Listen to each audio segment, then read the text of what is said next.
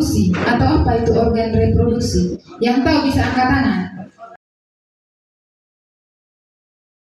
Organ reproduksi sendiri itu adalah bagian-bagian tubuh yang menjalankan fungsi reproduksinya sendiri. Organ-organ reproduksi ini biasa disebut dengan organ seks. Ada yang tahu seks? Iya. Remaja laki-laki maupun perempuan memiliki sistem reproduksi dengan isi yang berbeda. Seperti yang saya bilang tadi, pembentukan keturunan. Kesimpulan dari ini pengertian adik-adik, kita punya organ reproduksi ini Kak. Dia fungsinya itu sangat-sangat penting. Dia itu fungsinya untuk membentuk sebuah keturunan dari laki-laki dan juga dari perempuan. Perempuan dan laki-laki itu memiliki fungsi yang berbeda, tetapi memiliki tujuan yang sama. Kesehatan organ reproduksinya.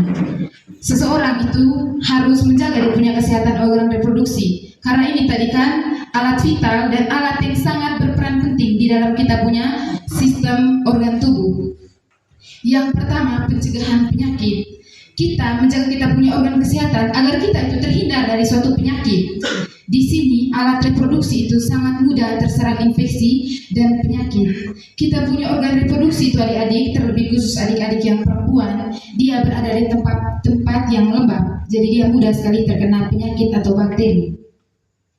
Bakteri atau penyakit seperti infeksi menular seksual atau IMS, dan juga hal seperti ini dapat menimbulkan dampak kesehatan yang serius.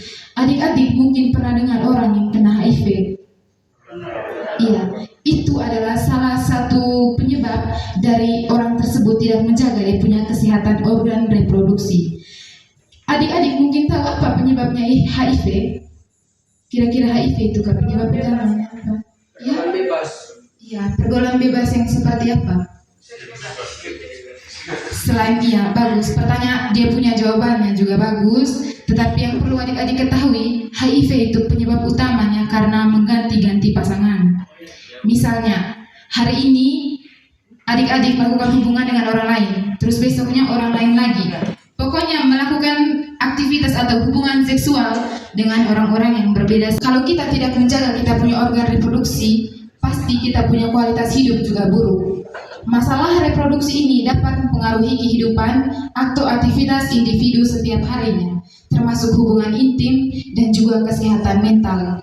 Perlu adik-adik ketahui bahwa jika adik-adik tidak menjaga organ reproduksinya adik-adik, itu bisa merusak adik-adik punya hubungan intim atau hubungan seks tadi, bisa merusak adik-adik punya kesehatan mental atau yang biasa disebut dengan depresi.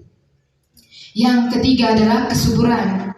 Ketika kita tidak menjaga kita punya kesehatan organ reproduksi, maka kita punya kesuburan juga dapat terganggu. Seperti kesehatan reproduksi ini sangat berpengaruh langsung terhadap kesuburan. Masalah kesehatannya juga dapat mempengaruhi ovulasi dan produksi sperma.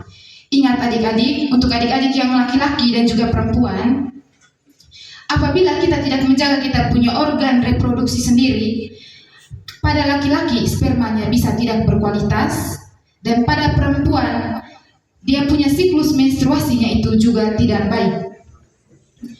Biar adik-adik ketahui juga, ada pasangan yang tidak punya anak ketika mereka sudah bertahun-tahun menikah.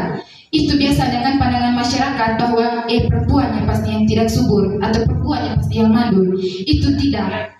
Ada dua kebenaran bahwa spermanya laki-laki yang tidak berkualitas. Yang keempat adalah deteksi dini.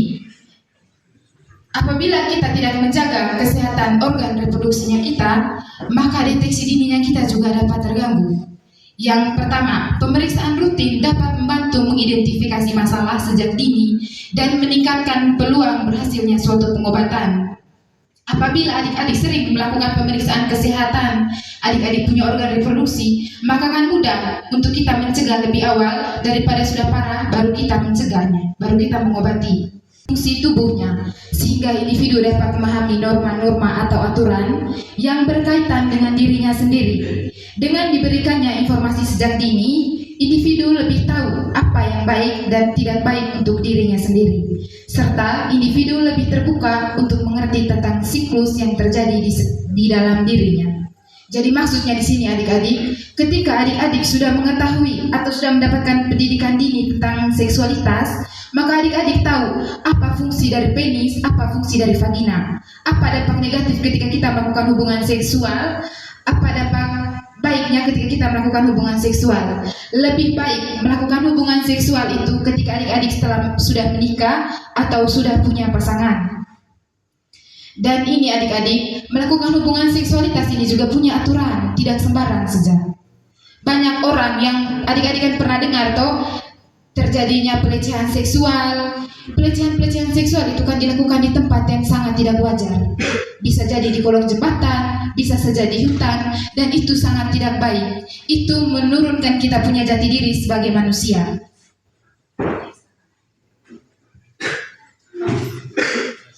Iya, pola hidup sehat juga dapat berpengaruh terhadap kita punya organ reproduksi. Seperti yang sudah dijelaskan awal tadi, pencegahan penyakit. Dengan makan makanan yang bergizi dapat mendukung organ seksualitas seseorang. Selain itu, dengan makan makanan yang bergizi dapat menyempurnakan hormon seseorang agar lebih seimbang. Yang dimiliki oleh perempuan ada 2 dan 1 yang dimiliki oleh laki-laki. Hormon yang dimiliki oleh perempuan, ingat baik-baik, ada 2, yaitu hormon progesteron dan estrogen. Hormon yang dimiliki oleh pria atau laki-laki itu hormon testosteron. Hormon apa tadi yang perempuan miliki? Yang dimiliki oleh perempuan? Estrogen dan progesteron. Yang dimiliki oleh laki-laki? Testosteron, ya betul sekali. Baik adik-adik, di sini kita punya pola hidup sehat itu sangat berpengaruh terhadap kita punya kesehatan organ reproduksi. Dengan makan makanan yang bergizi, seperti contohnya, ketika perempuan sedang menstruasi dan dia mengonsumsi minuman-minuman dingin, seperti ale-ale, kalsiumnya tinggi atau kandungan garamnya sangat tinggi ketika kita sedang menstruasi, itu sangat tidak baik dan mempengaruhi kita punya siklus menstruasi sendiri. Jadi makan makanan yang bergizi, usahakan makan itu ada sayurnya, ada nasinya, ada lauknya, dan jangan makan makanan yang membuat adik-adik punya otak itu lemah. Kadang kita kan sering datang sekolah terus sampai di kelas jenuh. Itu salah satu faktor dari kita mengonsumsi makanan yang tidak baik. Yang kedua, tidur yang cukup. Tidur yang cukup juga ini sangat baik bagi kesehatan. Dan apabila kita tidak mengatur kita punya kualitas, kita punya siklus tidur, itu sangat mempengaruhi kita punya pola kehidupan. Sangat berpengaruh pada kita punya kesehatan reproduksi. Contohnya, setiap malam adik-adik kan mete atau pasti sering mete. Bukan hanya kalian, kami juga sering mete. Kadang kalau kita mete itu kan lupa jam. Seharusnya kita tidur di jam 10, tapi kita paksa kita punya otak dan mata untuk bekerja di jam 1. Ingat baik-baik, kita punya organ tubuh itu dapat beristirahat di waktunya sudah. Kalau kita paksa dia untuk bekerja, maka susah kita untuk mengontrol hal itu. Kita bisa saja pusing di siang hari, bisa saja susah untuk mengatur kita punya waktu tidur. Itu karena apa? Kita sudah terbiasa dengan hal yang tidak baik. Yang ketiga ada olahraga teratur. Olahraga juga ini sangat penting bagi kita punya kesehatan reproduksi. Olahraga itu tidak harus kita pergi jalan-jalan di luar, tidak harus kita pergi jogging ke bandara, ke bawah. Bisa saja olahraga itu di kos atau di rumah dan di asramanya adik-adik. Banyak tutorial di video YouTube, olahraga-olahraga atau zumba yang bisa adik-adik ikut. Hormon dan juga siklus menstruasi. Jadi adik-adik, saya mau tanya, siapa di sini yang sering sekali mengalami stres? Stres karena diputus pacar, atau stres karena pokoknya saya stres saja.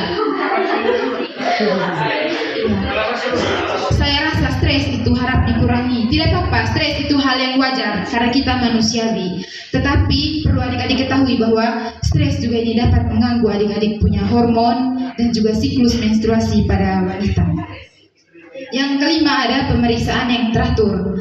Pemeriksaan secara berkala dapat membantu mendeteksi masalah kesehatan lebih awal sehingga pengobatan dapat dilakukan dengan cepat. Seperti yang saya sudah jelaskan tadi, apabila adik-adik punya kayak misalnya nyeri di punya pinggang, biasanya kalau mau datang bulan itu kan pasti adik-adik rasa nyeri itu di pinggang dan itu hal yang wajar. Perlu kita ketahui bahwa biasanya laki-laki itu kalau kencingnya terasa nyeri, dia bisa kanker yang ada di dia punya menyangkut dengan dia punya jenis kelamin. Perempuan juga seperti itu. Sebaiknya kalau sudah merasakan hal-hal yang tidak enak, bisa kunjung ke vaskes terdekat. Jangan tunggu sakitnya sudah parah baru kita pergi kontrol atau kunjung ke vaskes. Karena itu tidak baik adik-adik. Semakin dia membesar, semakin susah untuk disembuhkan. Baik, itu saja materi dari saya. Sampai sini mungkin ada yang mau bertanya.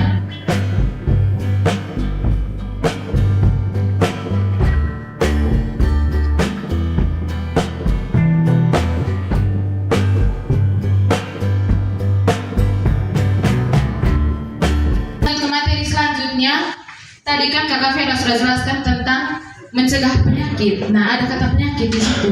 Kira-kira teman-teman tahu atau tidak kalau misalnya kita sudah terkena penyakit karena organ reproduksinya kita tidak bisa dijaga, apa saja tanda-tandanya? Ada yang tahu? Apalagi boleh sebut apa saja yang kamu tahu? Tidak ada yang tahu? Nah, ini dia tanda-tanda infeksi menular seksual yang perlu diwaspadai. Yang pertama itu ada kencing bernanah. Ini tidak hanya ada di laki-laki saja, tapi juga di perempuan. Nah, kencing bernanah ini seperti apa, Kakak? Jadi kencing bernanah itu contohnya ketika kita buang air kecil, nah yang keluar lewat kita punya pipis nanti itu bisa warnanya berbeda-beda. Nah contohnya itu selain warna kuning, kita punya pipis kan warna aslinya kan warna kuning.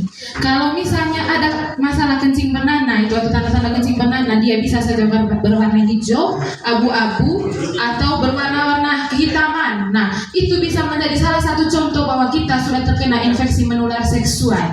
Jadi kalau misalnya adik-adik buang air kecil terus sudah ada warna-warna seperti ini, hati-hati. Nah, yang kedua itu ada keputihan yang tidak biasa. Kalau keputihan ini biasanya di perempuan. Biasanya kita itu sebelum menstruasi pasti ada keputihan itu yang muncul. Nah, nanti kalau misalnya kita sudah terkena infeksi menular seksual, biasanya yang perempuan rasakan itu ketika dia buang air kecil, lihat di dia punya celana dalam itu biasanya ada warna putih. Nah, itu keputihan yang normal.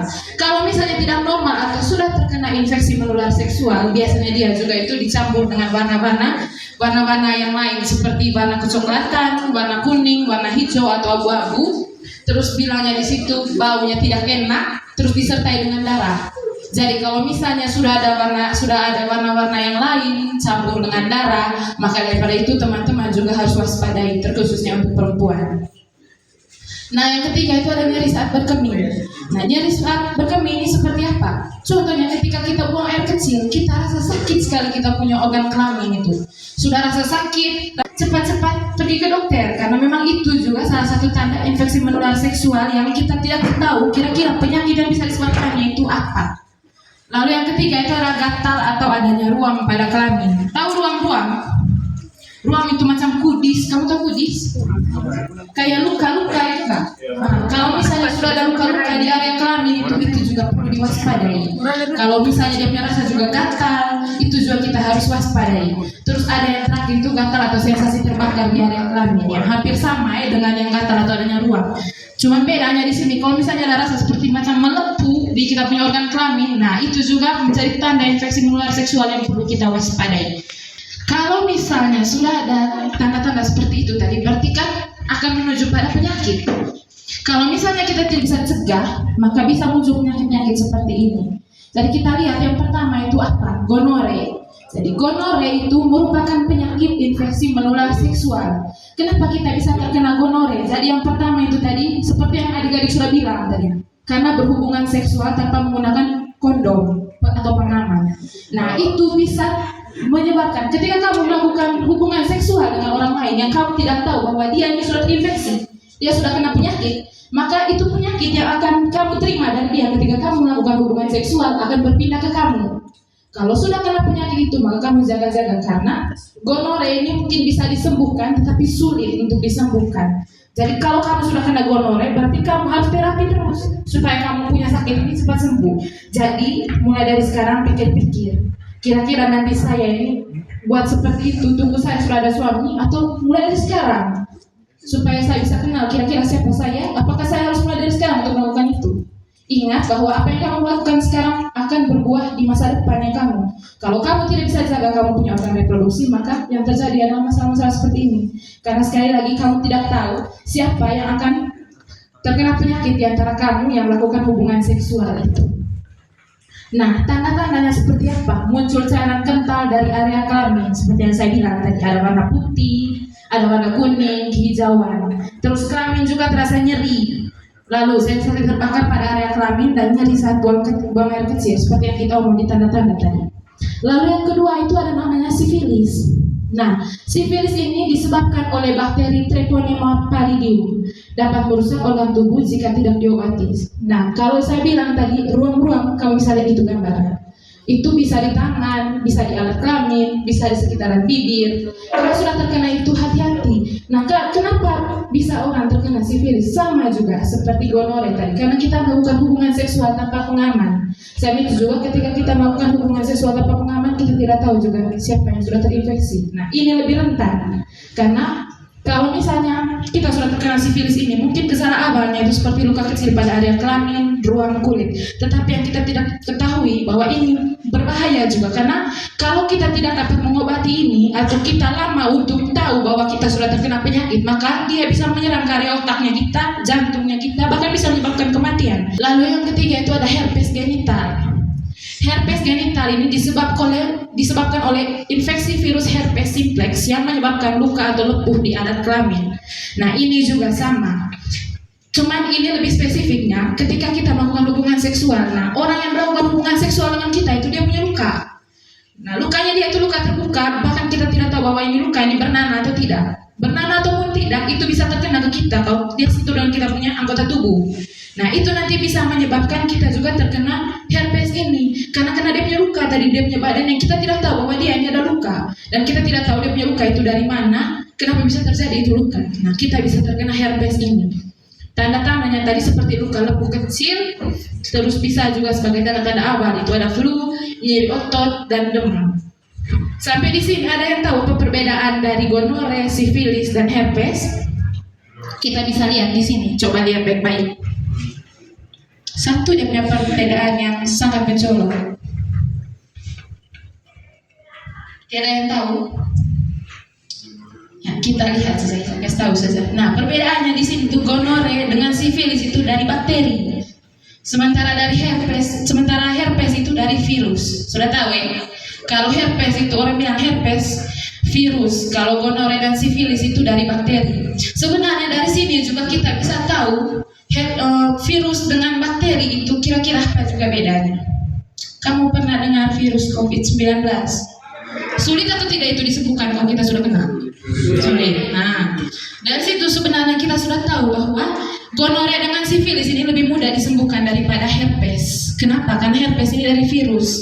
Jadi herpes itu tidak bisa disembuhkan, cuma dia punya gejala. Untuk lebih lanjutnya nanti kita bisa pantau kalau kita bisa melakukan pengobatan secara cepat. Herpes dengan gonore masih bisa disembuhkan kalau kamu cepat obati. Nah, sementara kalau herpes ini penyakitnya sudah tidak bisa disembuhkan, tetapi gejalanya kamu bisa tahan. Sudah tahu perbedaannya? Perbedaan yang pertama tadi apa?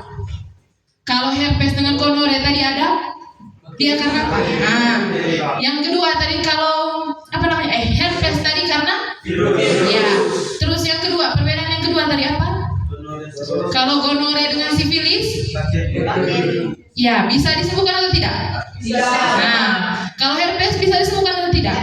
Apa yang bisa? Ya, pintar. Sudah ya? Sudah mengerti? Lanjut ya? Kanker reproduksi juga. Jadi kalau kamu pikir misalnya kanker itu hanya ada di anggota tubuh yang lain atau di organ-organ yang lain, di organ reproduksi juga ada kanker. Ada 4 kanker di sini. Kanker serviks, kanker prostat, kanker ovarium, dan kanker testis. Kira-kira dari 4 ini yang mana perempuan punya, yang mana laki-laki punya? Ada di situ. Coba lihat. Serviks itu siapa punya? Kalau ovarium? Prostat, testis. Yang pertama itu ada kanker serviks. Kanker serviks itu biasanya terkait dengan infeksi HPV pada wanita. HPV itu human papilloma virus. Itu virus yang membuat kita bisa terkena kanker serviks. Kenapa bisa terkena kanker serviks itu? Yang pertamanya ketika kita melakukan hubungan di usia yang muda. Seperti kamu, seperti kami, kita sama. Ketika kita melakukan hubungan di usia muda itu kita bisa terkena kanker serviks. Kenapa begitu? Di usianya kita yang saat ini berbeda dengan usianya orang-orang yang sudah dewasa. Hormonnya kita dengan orang yang sudah tua itu berbeda. Kenapa seperti itu? Kita yang masih muda, kita punya hormon itu belum matang secara sempurna. Kita punya anggota tubuh itu belum matang secara sempurna. Contohnya seperti kita waktu masih kecil itu kan kita mengalami perubahan sampai dengan kita besar, tubuh jakun dan lain-lain sebagainya. Itu membutuhkan proses. Sama ketika kita masih sudah masuk ke masa remaja ini. Bukan selesai soal kita punya perubahan ini, tapi masih banyak lagi. Mungkin secara fisik ini sudah kita, tetapi di bagian dalam anggota tubuhnya kita pasti akan berubah sampai dengan kita tua, sampai dengan kita tidak ada di dunia ini. Sama seperti ini. Hormonnya kita itu yang masih muda ini belum sematang hormon orang-orang yang sudah dewasa. Sehingga ketika kita melakukan hubungan seksual pada usia yang saat ini, kita punya hormon itu belum siap untuk menangkap penyakit-penyakit yang masuk ke dalam kita punya tubuh. Sehingga ketika kita melakukan penyakit, kita gampang sekali kita melakukan sesuatu berhubungan seksual, gampang sekali kita terkena penyakit. Maka daripada itu sudah tahu toh kenapa kita punya usia yang rentan sekali terkena penyakit ini. Apa tadi? Ya, kita karena melakukan hubungan seksual di bawah umur. Jadi tanda-tandanya ini ada perdarahan vagina yang tidak normal, misalnya di luar menstruasi. Misalnya kalau kita datang bulan, kita kan punya siklus haid. Kalau datang bulan itu biasanya hanya sampai 7 hari, itu paling lama ya. Nah, kalau misalnya lebih daripada 7 hari, berarti itu bisa dikatakan sebagai infeksi menular seksual yang perlu kita waspadai. Contohnya ini kanker serviks. Lalu ada keputihan yang tidak normal, sudah dijelaskan tadi. Kalau keputihan tidak normal, tadi kira-kira apa saja sudah? Warna apa? Warna hijau. Keputihan yang normal itu warna apa? Kalau tidak normal warna apa saja contoh? Ya, boleh. Nah, itu dia contohnya. Terus ada bau juga campur dengan darah. Nah, itu juga bisa jadi tanda-tanda. Jadi kita bisa mungkini bahwa kanker reproduksi dari kanker serviks atau penyakit-penyakit yang sudah dijelaskan tadi sebelumnya itu bisa menjadi tanda-tandanya itu tadi. Lalu yang kedua itu kanker prostat. Oke, baik. Kanker prostat itu kanker yang menyerang pria. Kanker prostat ini menyerang pada laki-laki pada usia 50-an atau lanjut usia. Kenapa kira-kira? Tadi kan kita bahas tentang hormon. Kalau misalnya dihubungkan dengan kanker prostat pada laki-laki umur 50-an ke atas itu kira-kira apa? Ada yang tahu? Kalau kita hubungkan dengan hormon, tadi kan ada omong tentang kanker serviks, di mana kita punya hormon itu belum sempurna ketika kita punya usia masih muda. Kalau misalnya di laki-laki umur 50 tahun ke atas atau di lanjut usia, nah biasanya mereka punya hormon itu turun seiring berjalannya waktu karena mereka punya usia sudah tua, toh. Jadi mereka punya organ-organ di dalam tubuh berserta dengan mereka punya hormon yang ada di dalam mereka punya badan itu tidak bekerja sebagaimana dengan mestinya karena sudah mengalami penurunan, sehingga bisa gampang terkena penyakit ini, di mana kena kanker prostat itu. Nah, dia punya tanda-tandanya apa? Kesulitan buang air kecil, sering nomor alirannya lemah dan terputus-putus, terus ada rasa nyeri juga. Tadi kan ini ada di tanda-tanda tuh. Lalu ada nyeri pada area panggul. Nah, selanjutnya itu ada kanker ovarium. Kanker ovarium ini menyerang ovarium pada wanita. Kenapa bisa kena kanker ovarium wanita itu?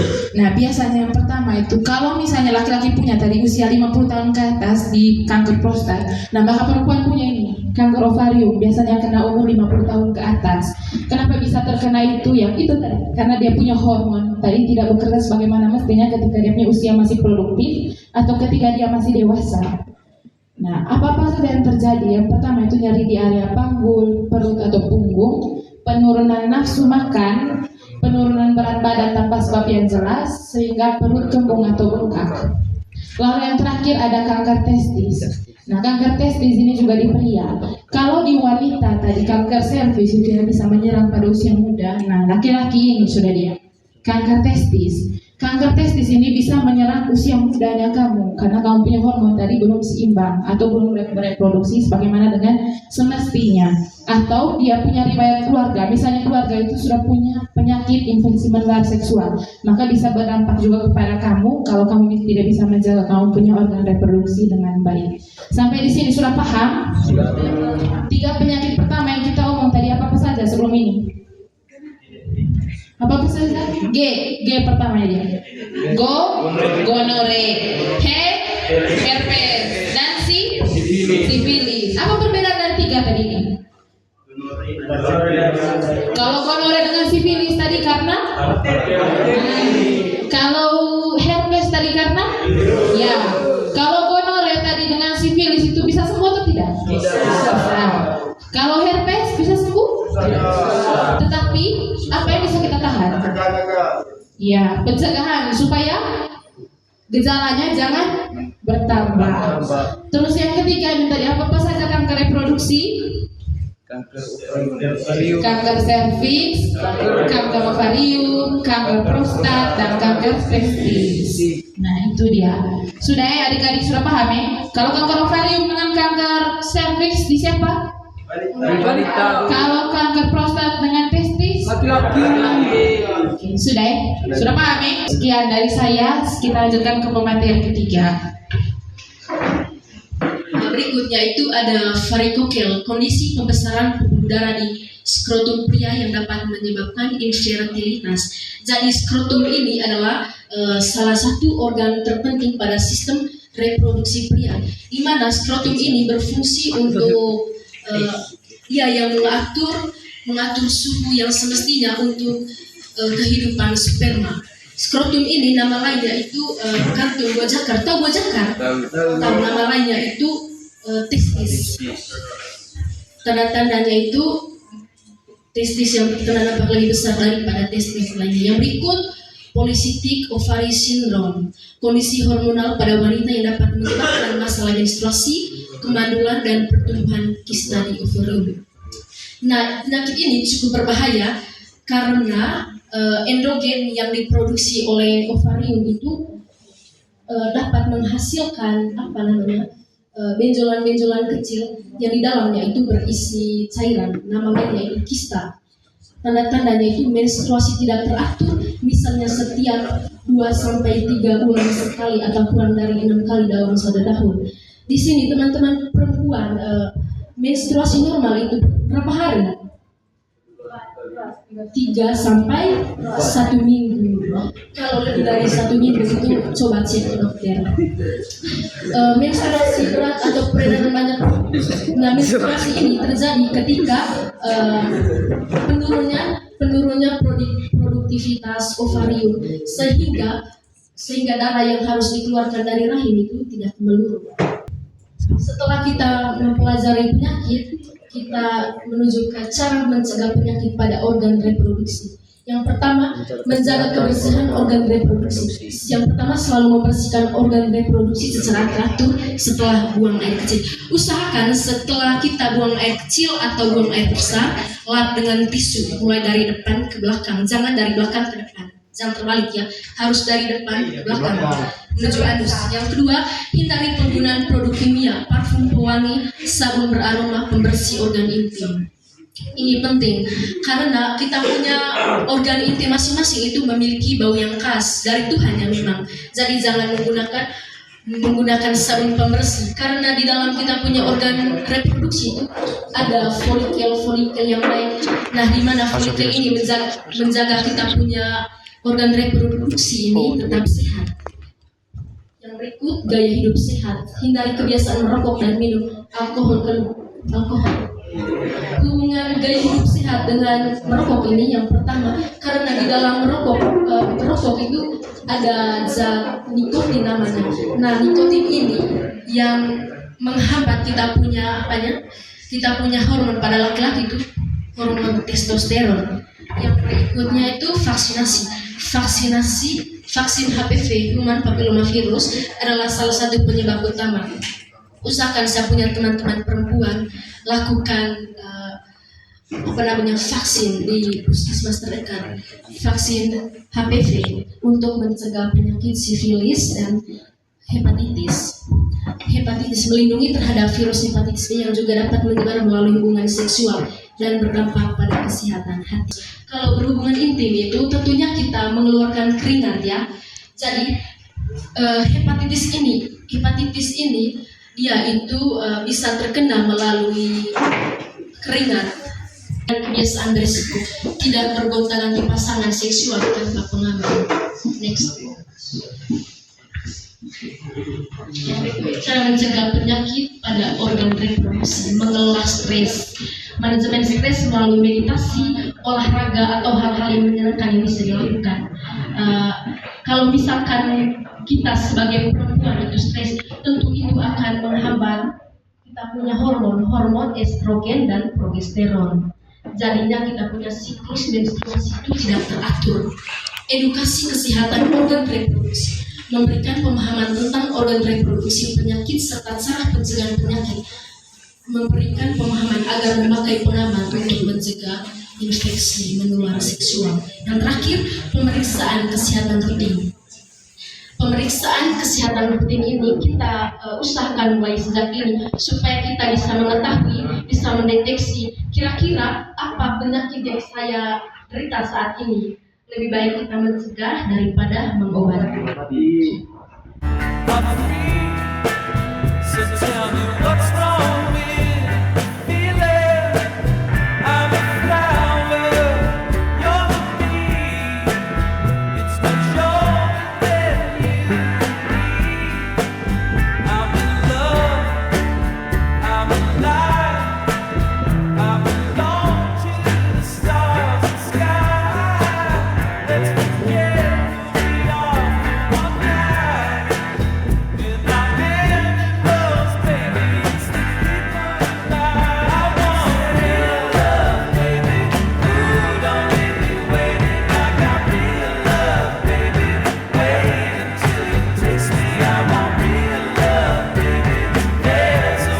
Inside